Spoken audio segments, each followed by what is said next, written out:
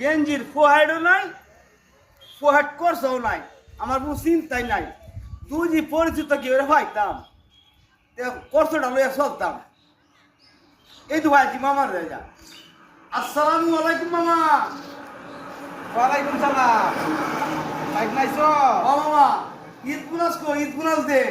ও ঈদ মোনাজ দিতেছো তুমি? হ্যাঁ মামা। আচ্ছা আচ্ছা আচ্ছা আচ্ছা আচ্ছা। কইলাম এবং তাহারা দিনে গেলে তিন সিটি মেরে হক লাইছো বেটা। 2 টাকা লাগা লাগবো ফেসাবাদ। বাইক নার বিরত দিত না।